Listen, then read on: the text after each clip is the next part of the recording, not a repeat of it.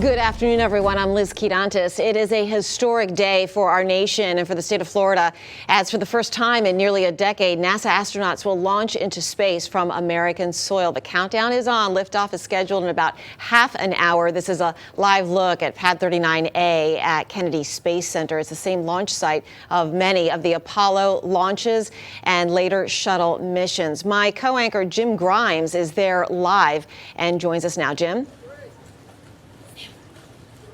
Yeah, hi, Liz. Well, I got to tell you, the big storyline right now is the weather. We've had some severe storms move in here throughout the day. All they need is a small window around 4:33 to try to take advantage of that so that they can go with this launch as planned. But I got to tell you, it has been minute by minute right now. We're standing along the Indian River, which is just behind me. And on the other side is the Kennedy Space Center. On the gantry, which you can't see right now, is the Falcon 9 rocket. And atop it is the Crew Dragon. Both the astronauts have been in that capsule now for several hours, and we understand that they are fueling the rocket, which is another good sign that this launch is going to go on as scheduled. Now, if we can take another look at the pad right now, this is Pad 39A over at the Kennedy Space Center. This is the same launch site that many of the Apollo launches and later shuttle missions also flew from. If all goes as planned, as we said, those two astronauts, they will blast off at 4:33, safely arrive at the International Space Station, some 250 miles into space by tomorrow afternoon. SpaceX has spent the last 6 years getting to this point. Last year, the company did a full dress rehearsal. They successfully launched the Crew Dragon to the space station without the astronauts on board. And of course, this time it is for real. Of course, the big question right now is whether or not that launch is going to go forward with those two astronauts on board. By the way, this is not the first time that these astronauts have been in space. In fact, they've spent hours aboard the space station. And for them, this is much more than a mission. This is a mission of firsts.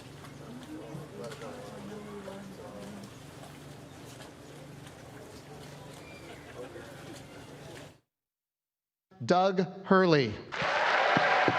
Their introduction deserved to be splashy. Bob Behnken. Bob Behnken and Doug Hurley are SpaceX's inaugural crew. They'll launch on the company's reusable rocket, the Falcon 9, and command the maiden voyage of its new spacecraft, the Crew Dragon, to the space station. Both men flew on space shuttles. Both have traveled twice before to the space station.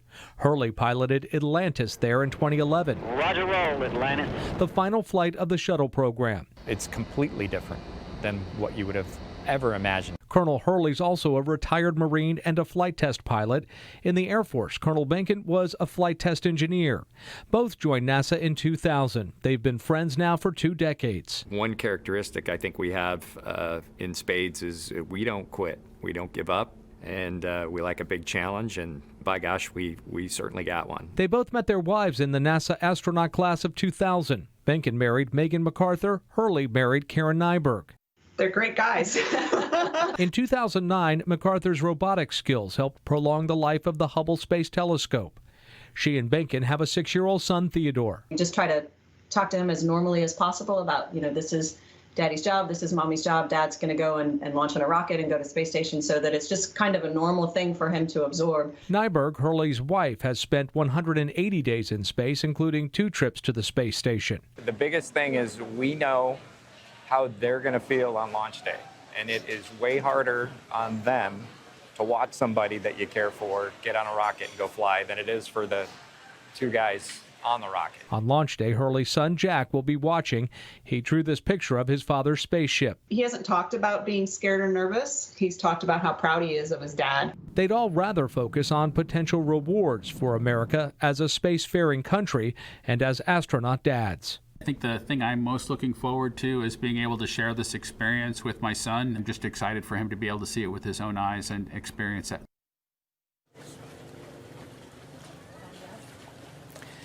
And both of the astronauts, their wives and their sons, are here at the Kennedy Space Center to watch this launch today. They came in from Clearwater, Florida, which of course is neighboring to the Johnson Space Center over in the Houston area.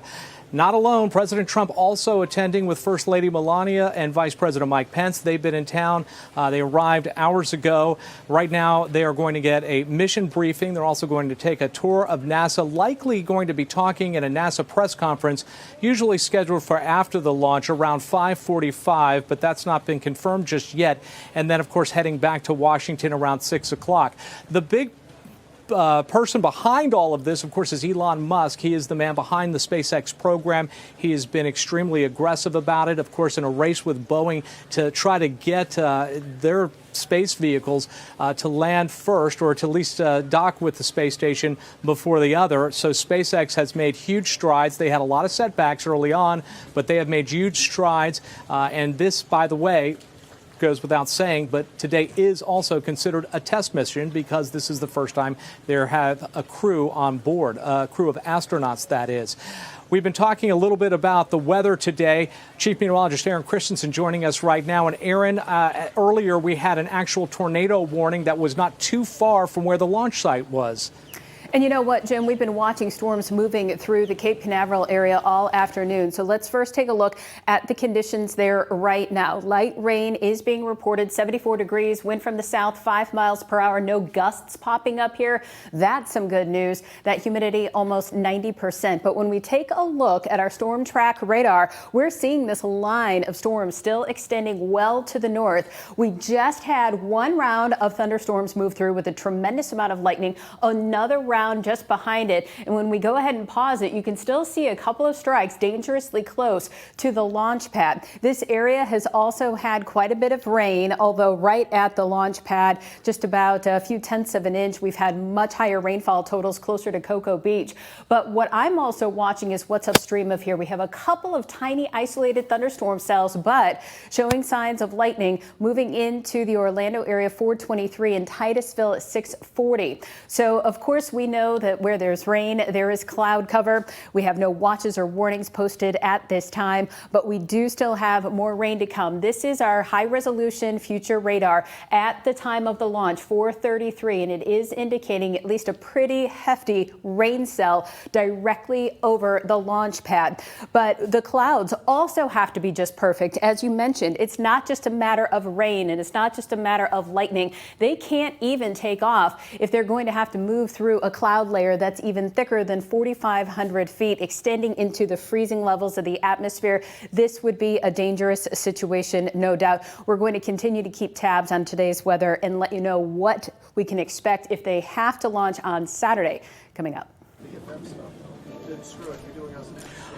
Yeah, thanks for that, Aaron. Of course, a lot of people are out here as well, a lot of spectators. They've gathered along the coastline, all up and down the east coast of Florida, as far down as South Florida, and maybe even up toward north, toward Jacksonville as well, because you can still see that launch from many of these sites. However, the gray skies are probably going to play a role in all of that. Joining us right now is Jay O'Brien. He's over at a park nearby, Spaceview Park as it's called, and as its name implies, it is a great place to watch the launch. Jay, what's the scene there? Jim, the question is, will wicked weather draw everyone inside? As I'm sure you're seeing from your vantage point, it has been torrential at times here and at others calm. We are at a park across the water from Kennedy Space Center. This is where people have gathered to attempt to watch the Falcon 9 lift off at about 4:30 today. But as we said, weather has gone from torrential to calm. And that is what NASA is focusing on now as we get closer and closer to the launch. There are still continued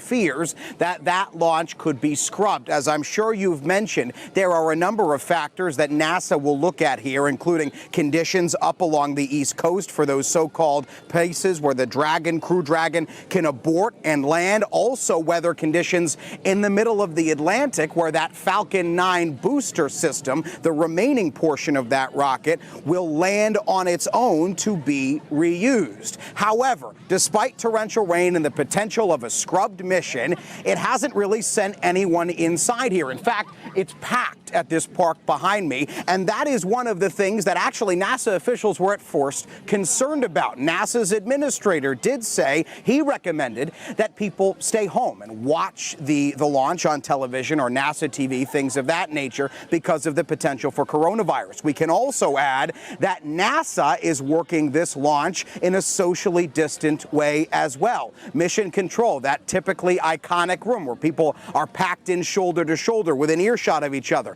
They've now been separated off into different rooms, and in preparation for this launch, some NASA employees have even worked from home. But as we talk about social distancing as it comes up upon a point in history, there is, as you've seen, a pretty dense packing of people here. We will be here over the course of the day. We will have updates as people react to certain developments as this progresses, but we'll send it back to you for now, Jim. All right, thanks for that, Jay. Well, a lot of people also gathering along the Treasure Coast. In fact, we understand a lot of them had to leave the area because of severe weather. We're going to send it back to Aaron Christensen with more on some thunderstorms that apparently have popped up. Aaron?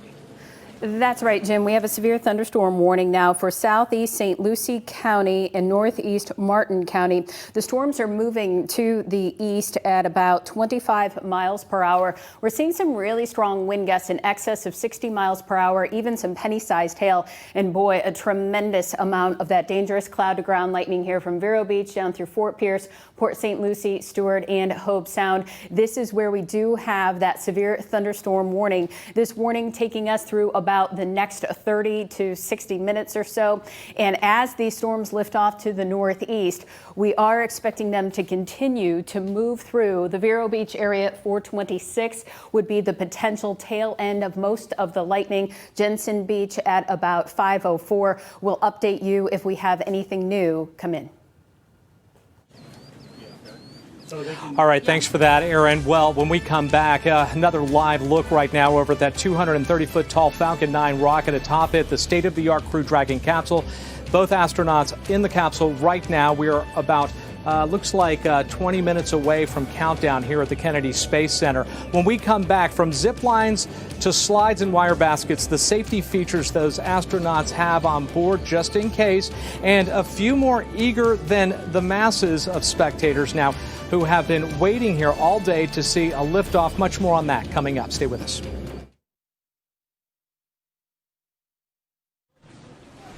Welcome back to the live coverage of the rocket launch, and I got to tell you right now, we're seeing a slight window open up over Kennedy Space Center a little bit, but it is still a lot of overcast and a lot of clouds, and right now they are taking it minute by minute. I want to bring in right now Ken Kramer. He is a journalist, an author, and a NASA expert, and he's been helping us in our coverage today. And Ken, first of all, thanks for joining us. This is not unusual to have this kind of conditions, but what are the chances that we're actually going to see this launch in 15 minutes? Thank you for having me. I would say it's 50-50 right now. It's definitely better than it was earlier today. When it was pouring rain, it seemed like they would scrub for sure. I think we got a real chance. We're venting right now, the second stage liquid oxygen. That's an excellent sign. So we are counting down. I think we're going to count down to 0 unless we have a thunder. I did see a little thunder in the distance, but hopefully it's farther away. So I think we have a great chance to launch. And we're going to the space station, which is really critical. We got to get our people up there to do science. Yeah, obviously the weather has played a major role in this, but somebody has to make that decision. Are they going to be deciding that right up to the last second? They will be. They will be. They take polls and they have weather balloons going up. They're continuously monitoring the weather. If at any moment the range goes red for weather or any other reason, they will scrub the launch at the last minute. Yeah, and Ken, what's the big concern? Obviously, lightning, wind, rain, all of that plays a role in this. All of that plays a role. We don't want the rocket to get a charge of a static electricity or a lightning bolt and blow up, and that would kill the astronauts most likely. So we don't want anything like that. We want a successful mission. So the launch commit criteria are numerous and very stringent to prevent an accident. Yeah, talk to me a little bit about some of the safety protocols that have been put in place. This is a huge advancement. The ability for this capsule to kind of jettison from the launch pad in the event of a crisis. That's pretty new technology in some ways. It is new. It's we can abort all the way to orbit, and we can abort right here on the ground if there's an issue. They can fire the Super Draco capsules, and that capsule will separate right there on the ground. We saw that test. And then they did an in-flight abort test at about 20 miles altitude just a few months ago to prove that if the rocket explodes, in flight, it will also be able to separate the capsule, fire the engines in a split second, save the astronauts' lives, and they splash down in the ocean on 4 parachutes. So that's unlike the shuttle where there was no chance of escape. Yeah, that was a concealed vessel, so it was very difficult. So this new look, this new model, a little bit safer. Talk to me a little bit about the fueling process. Unusual because the space shuttle, they would fuel it, then load the astronauts inside. The astronauts in this case are in the capsule as it's being fueled up. Why? That's right. It's completely different. Well, this is the way SpaceX does it. All right, they load the astronauts and then they only load the fuel at the very last minute. They think that's safer. Put the astronauts on the capsule when there's no liquid oxygen, liquid hydrogen, well, in this case, RP1, that it's extremely flammable. So they feel that's safer. So until the last minute, they're not going to fuel it. Now we're fueling, the astronauts are strapped in, they feel that's safer. But every other company does it differently. We are getting really close to that critical time. What can we expect in the next few minutes before the launch itself? In the next few minutes, we're going to continue watching them fuel it. We're going to continue watching the weather to see that we don't violate anything. At the moment, everything seems to be green to go. And we want to see no clouds, no further clouds over the pad right now. So they're monitoring all the systems to make sure there's no technical glitches. And then at T-0, they'll ignite the engines if they're confident that they have met all the conditions. Yeah, and we are definitely, we understand now, they did just scrub the launch. We just got word that they did scrub the launch. There you go. So what was the concern there? You just mentioned you saw saw lightning some lightning clap yes. just before we came on. That's what I saw. It looked pretty close to me. That's why I mentioned it. And I believe that's the reason. The clouds are already also moving in, but I think it's the lightning. If we have within 10 miles of lightning, we have to scrub the launch. And the problem is it's instantaneous. We don't have another moment to launch, right? Yeah. So we're going to launch on Saturday instead. Yes. So now we were wondering when this might happen because they went right up to, I guess, almost launch time before they made this call. Right. Who makes that decision ultimately? Well, ultimately, SpaceX makes it, but it's a joint decision, really, between NASA, the Air Force that runs the range, and SpaceX. So those 3 teams, they make the decision together. It's not just one guy sitting in a room alone. They constantly have teams. They're constantly communicating because nobody wants to make a decision based on insufficient data. They want to get all the data.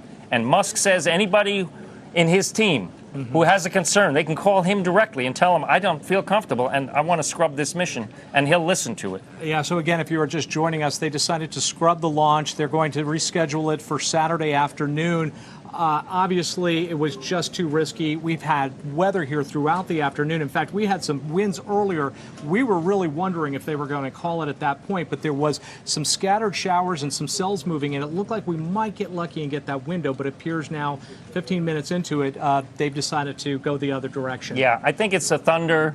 It did look really good. You know, we had to abandon our position right here because it was raining so badly. We left here and we had to go back onto solid ground. And so, but now it's actually pretty nice. So, you know, if it wasn't for the thunder, I think we'd be going, but we can't take a risk. Yeah, a lot of disappointment, obviously. You've got people who came out by the tens of thousands to watch this today, but I guess they will return, many of them, going through that weather we experienced a little bit earlier. Yeah, so we haven't done this in 9 years, so people are real excited, you know. And not only are they excited, but this mission is so important. The space station cannot function with astronauts on it. And we have been totally reliant on the Russians for the last 9 years. That's the politicians' fault, the U.S. politicians' fault for not supporting NASA. Okay, so we need them to do that. You get a sense, speaking of that, you get a sense that right now there is a little bit more push in the White House to make sure that this happens. But absolutely. Okay, so Ken, stick around for a little bit. We're going to be back right after this. Yeah, we can talk about Artemis if you want. Thank you. Well, welcome back. I'm Jim Grimes. We are just now learning that the SpaceX crew has decided that they're going to scrub this launch today, this historic launch. We're standing along the Indian River. Just behind me is the Kennedy Space Center.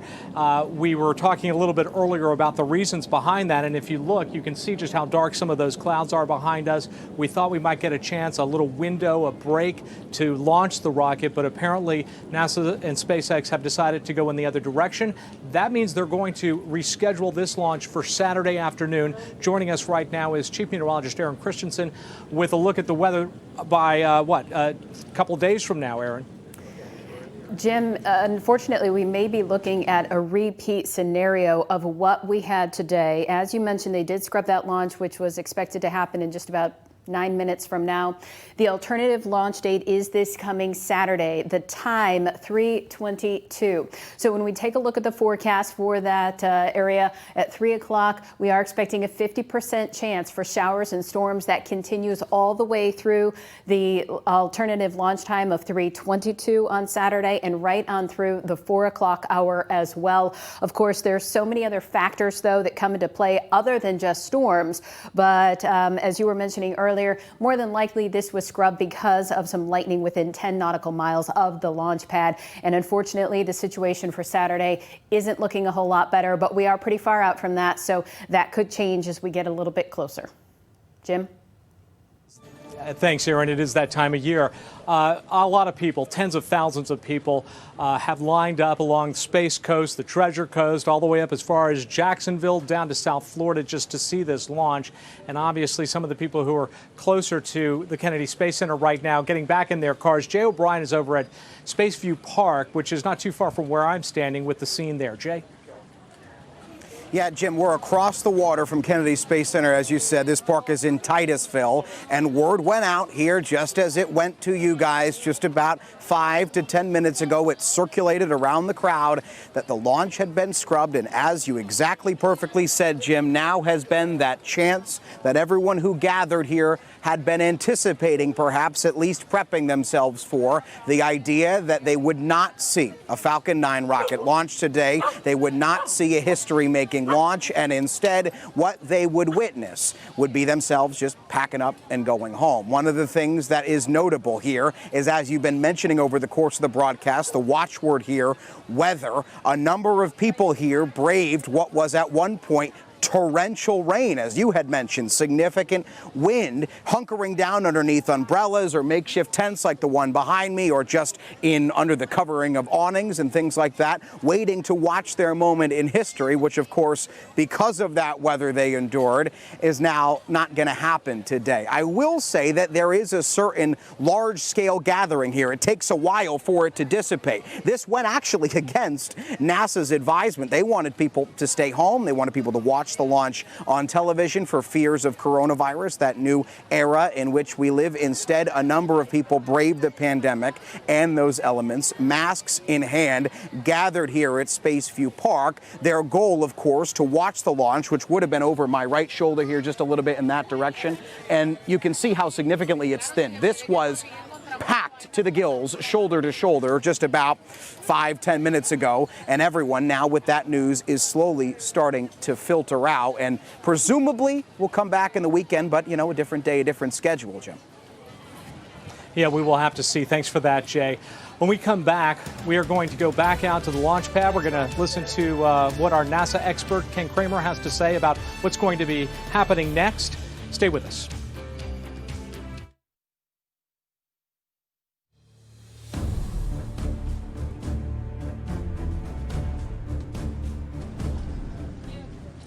Well, welcome back. We are joined by our NASA expert, Ken Kramer, right now. Ken, the launch has been scrubbed.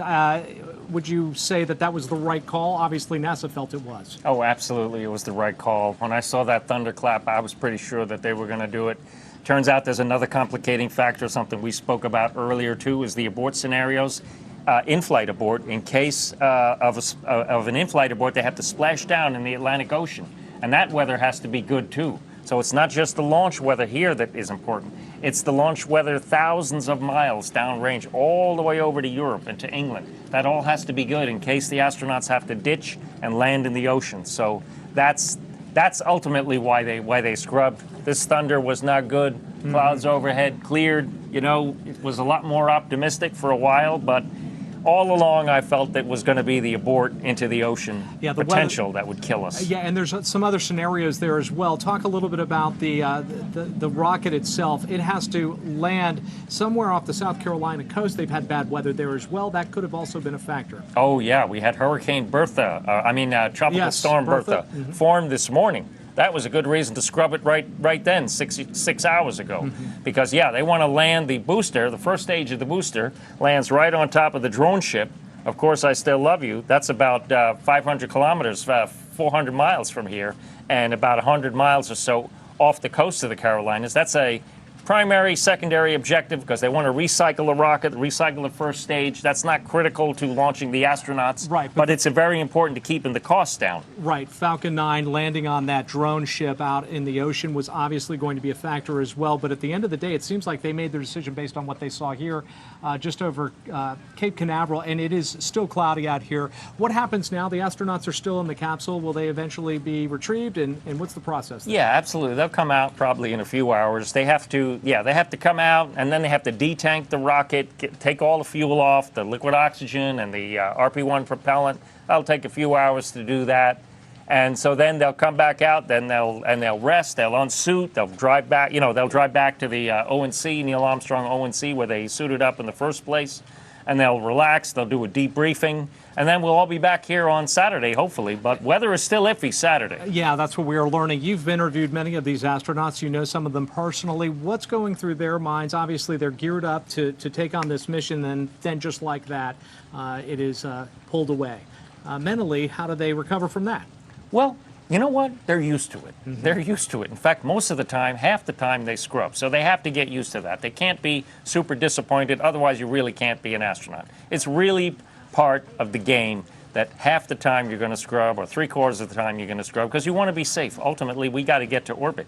We don't want to have an issue. And they want to go back to their wives. And you were talking before about their children. They both have sons, right? And they both have wives, and they want to go back to them. Now, they're astronauts, but the kids are little kids. Yeah. So, they want to see their father. I understand that. So at this point, the Saturday launch, when you talk about the weather, what happens? Is it possible that we could scrub another launch? Is that always a possibility? Absolutely.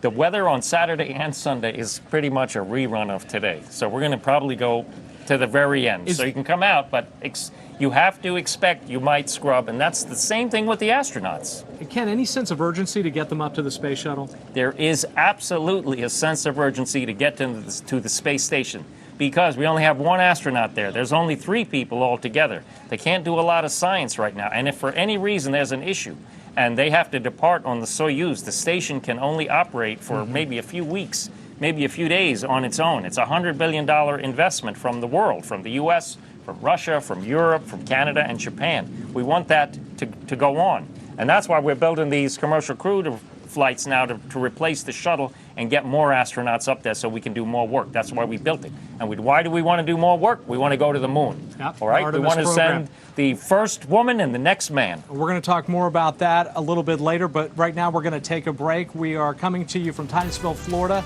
The launch of the Dragon crew capsule now has been scrubbed, scheduled for Saturday. Well, welcome back. If you are just now learning, the mission to lift off at 4:33 today because of inclement weather. So now we're looking at a Saturday launch for the Dragon, the Crew Dragon capsule, and the SpaceX rocket Falcon 9. You know, a lot of people came out here today for this historic event. It is a day of firsts. It's been 9 years since we launched astronauts from U.S. soil into space. It's also a first because this is the first time we've had a venture with a private company. Among the people there today for this historic moment is the President and First Lady. They flew in hours ago. Elon Musk, the whole brains behind the SpaceX program. He also was there as well today. We assume that many of them learned that news quickly, and it's possible that the president could very well be heading back to Washington as we speak. Joining us right now is Jay O'Brien. And Jay, you know, Elon Musk has just, we were talking earlier, he's got a lot going on in his personal life as well, including he and his partner have just had a baby.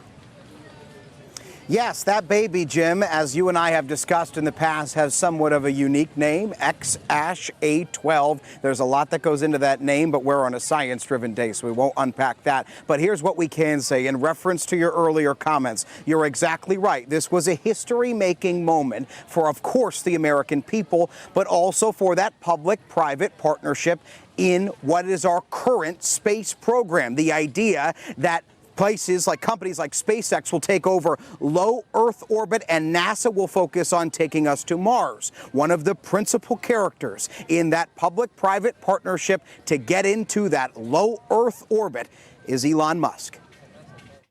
A South African computer prodigy, Elon Musk started with PayPal in 1998, soon selling it to eBay and using that money to start SpaceX a few years later. Power and telemetry nominal. The dream, reusable low-cost rockets to fuel a one-day spacefaring species. Yeah, obviously, I'm super fired up. This is great. Part of a new frontier commercializing space, Musk is perhaps best known for his work back on Earth's roadways and Tesla, his luxury electric car company. It's Tesla that's gotten the billionaire into trouble, once resigning his chairmanship of the car company in a deal with the Securities and Exchange Commission over fraud charges stemming from his at times controversial Twitter account. Professionally, Musk is best known for setting ambitious deadlines that he misses as much as he meets. And while he has outside-the-box ventures, SpaceX, his most out-of-this-world company, is on track to upend the way we traverse the stars. You know, anyone who has an adventurous bone in their body is going to be very excited about this. And I think it's will. The idea that these Crew Dragon capsules, which is what goes on top of the Falcon 9 rocket that the astronauts would ride in, cost a lot is true. They cost, let me go to my notes to make sure I'm not wrong, $55 million an astronaut. NASA pays SpaceX to hitch a ride to the International Space Station. That sounds like a lot, but you've got to remember, NASA was paying the Russian government $85 million an astronaut to ride on Soyuz capsules. One last thing, this is certainly a boon for Elon Musk. If you think about the synergy between his businesses here, there's one good example. Both of those astronauts today, as they went to the Falcon 9 rocket, were taken in a Tesla NASA SUV, Jim. Not lost on me either there, Jay. I will tell you that Elon Musk did not do it alone. In fact, history era after era, the Apollo, the Mercury missions, the space shuttle missions, all of that led up to this point. But he did have some brilliant people behind him to get him to that point. Our Denise Sawyer has more on a Treasure Coast mom who played an important role. Let's listen in. I'm right here. In her Vero Beach home, Martha Lemaster flipped through black and white photos that take her back to a time when the idea of space travel was just taking hold. It's hard to talk about some of these things now. So many friends have died. I have to say they were wonderful years. They were Apollo years. Martha spent those years working in public relations at the Kennedy Space Center. In those years, people didn't understand what the space program was all about. They didn't know what we were doing, wasting all that money. So it was our job to let people know. On July 20th, 1969, when Neil Armstrong climbed down from Apollo 11 and became the first to walk on the moon, Martha had a front row seat. Apollo was a success because we all had to step one step together. That was a great feeling. But she says it was difficult getting to this point in her career, especially as a single mom. I just knew in my heart, of course, this is me, that I would take care of these girls. To make ends meet, she took a job as a secretary at the Space Center, but Martha was determined to do more. You know, I want to be a writer. And my boss came in and said, here's your chance. You go do the interview. We'll see how you do. I learned from the ground up how the space program worked, and I thought, you know what? I'm the luckiest gal in the world. I would pay for this job. There's just nothing like it. Now, years later, the passion you see in this photo remains. You have a job, and all of a sudden that job has stayed with me all these years. And I'm still telling their story. Our story. Denise Sawyer, CBS 12 News. And I have to tell you, so many people who are part of this NASA program have a real passion for what they do, but you could definitely hear it in her voice. part of something very important, part of history. And today, unfortunately, we are going to have to wait. The launch of the Crew Dragon now has been delayed till Saturday afternoon. Let's go back out live to NASA and show you the astronauts, Behnken and Hurley, both sitting in that capsule. We assume at any moment now they're going to be retrieved, and they will have to reschedule this again. And that means getting ready and prepping and all the tests and everything else that go along with that. We have much more coming up. Stay with us.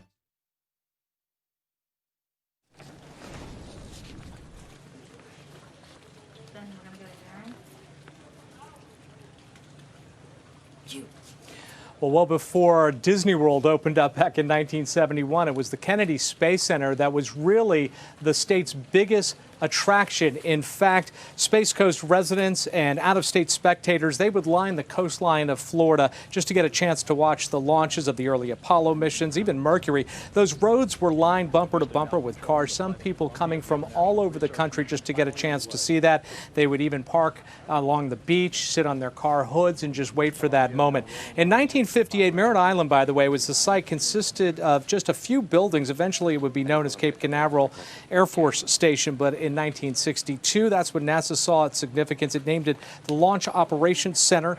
NASA also began buying up more than 200 square miles of land to extend the operation following President Kennedy's death. President Johnson then renamed the military and private operations as the John F. Kennedy Space Center. So there you go. NASA engineer Jim Ogle was there. He says he was through all 135 missions. That is a lot of missions. He says that for the people in the space generation, the biggest day over at KSC was Apollo. There is really no comparison in any of the major milestones that have happened, in my opinion, and I'm giving you my opinion, that could equal or come close to the feelings of that launch day, July 16th at 9:32 in the morning. When that Apollo 11 vehicle was launched and cleared the tower and was on the way. We were all extremely aware of that, and you could hear a pin drop in that firing room when it came down 3, 2, 1, 0. We have a liftoff, and it was just the feeling of euphoria, exhilaration, like I've never experienced in my life. Jim Ogle, engineer with NASA for many, many years, talking to us from his home over here on the Space Coast. I have to tell you that a lot of people disappointed as well, because today was going to be another history-making day, a day of first. Unfortunately, the weather got the better of us. Joining us right now is Chief Meteorologist Aaron Christensen with a look at our forecast for Saturday, the reschedule of the launch. Aaron? Yeah, Jim, we're still looking at kind of iffy conditions even as we make our way through Saturday. I want to give you a check of current conditions there at Cape Canaveral right now. We have just some light rain in and around the area, no lightning, 75 degrees, wind from the southeast, 10 miles per hour. It is, however, more than likely some lightning within 10 nautical miles of the launch pad and at the other sites where if they had to abort the mission, they had mentioned the weather was also not cooperating. So many factors coming into play, but we do want to look at our storm track radar now. This line of storms has moved offshore, but just to the east of Melbourne, a few lightning strikes. The Cape now looking fairly quiet, still some light showers. And we are tracking another line of some storms starting to fire up, just getting ready to cross over Interstate 4, heading directly to the east. Of course, I don't know if that necessarily is going to play into them actually getting out of the rocket now. I know that is supposed to happen over the next 30 minutes or so, but I will tell you what, they've had a lot of rain in and around this area. When you take a look at just Cocoa Beach over the last 12 hours, almost 1.5 to 2 inches worth of rain with those storms that move through. And unfortunately, we may very well be looking at a repeat situation on the alternative launch date, which is Saturday, that time at 3:22. We already have a 50% chance for thunderstorms in the forecast from 3 until 4 o'clock.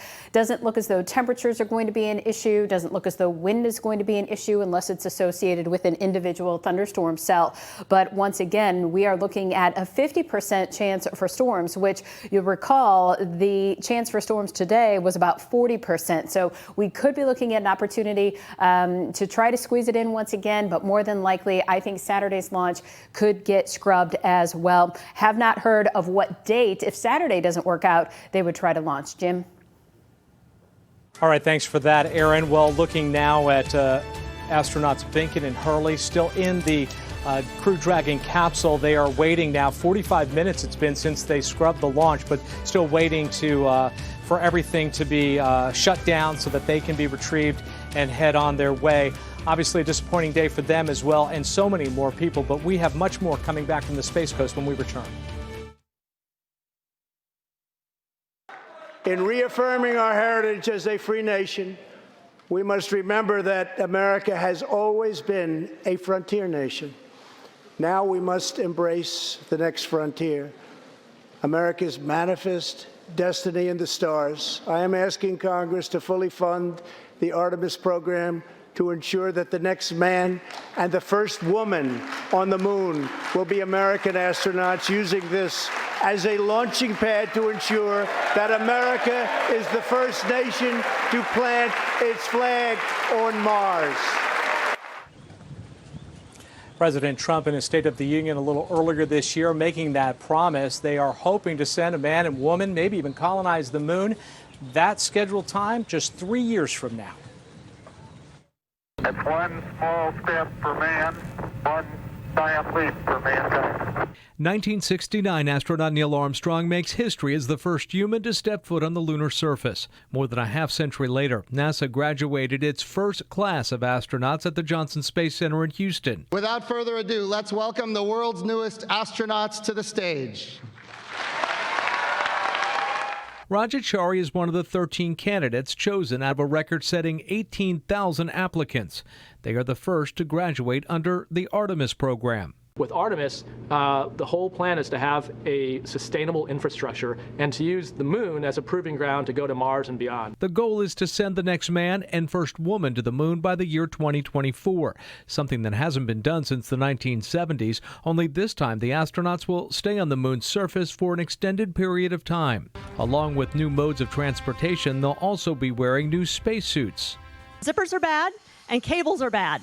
So we have no zippers and cables on this suit. There'll be fewer seams and new materials that keep the dust out. For Chari and his fellow classmates, seeing all these advancements has been exciting. That's, I think, what's most exciting to me is the idea of developing technology and honestly, things we don't even know about.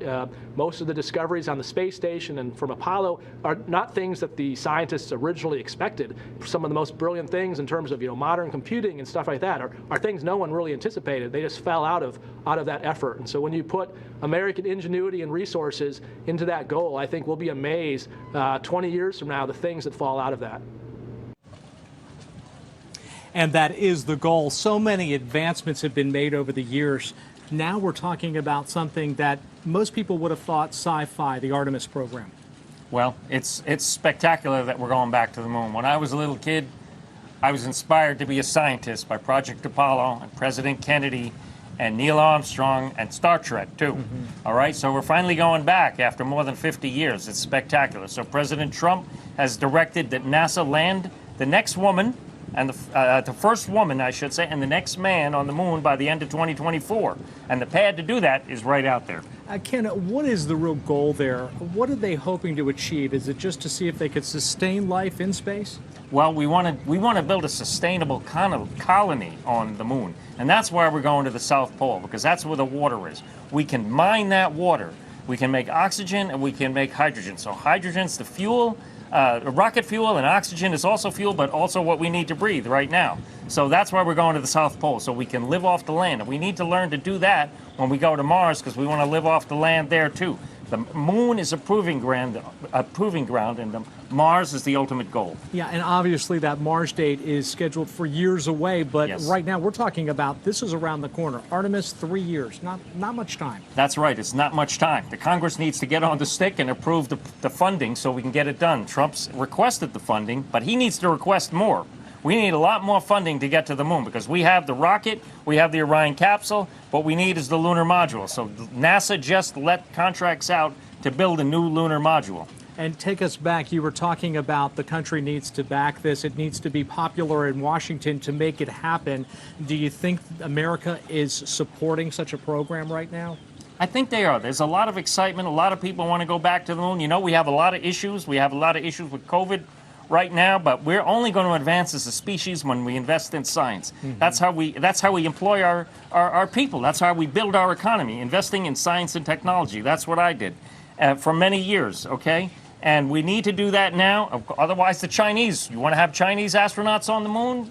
I don't think so. A lot of people, yes, and a lot of people would say that this could be an opening for other countries to work with. I know we work with Canadian astronauts and European and from all over the globe. But ideally, with that one mission, that is a possibility. No longer sci-fi; it is a reality, and maybe even going to Mars. Is the technology there to get us to Mars at the moment?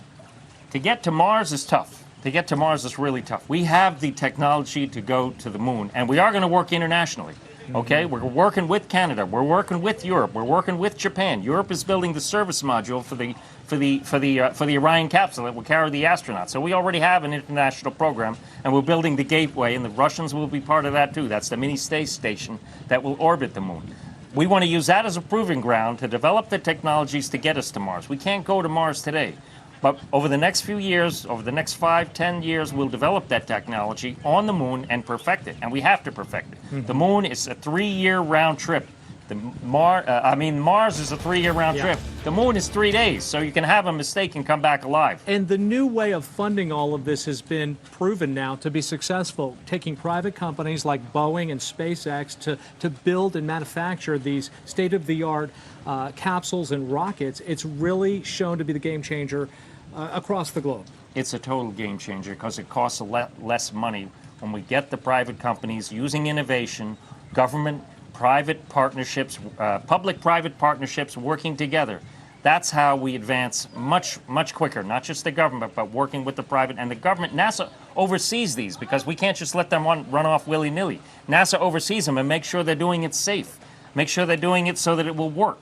Okay, so that's why we got to work together. And we're working with the rest of the world because it costs a lot of money to do all of this. Yes, it does. All right, and so we want to involve the rest of the world, and then we'll bring other astronauts with us, but that cuts down the cost. All right, Ken Kramer, if you want to know more about him, he has a website. It's rocketstem.org. You can visit it, talk to Ken, maybe even shoot him an email if you have questions for him.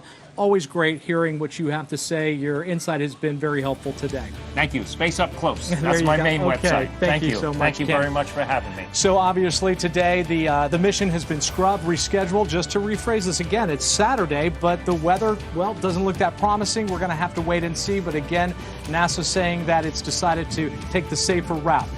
Much more on this coming up on CBS 12 News. Stay tuned for the CBS 12 News at 5 o'clock.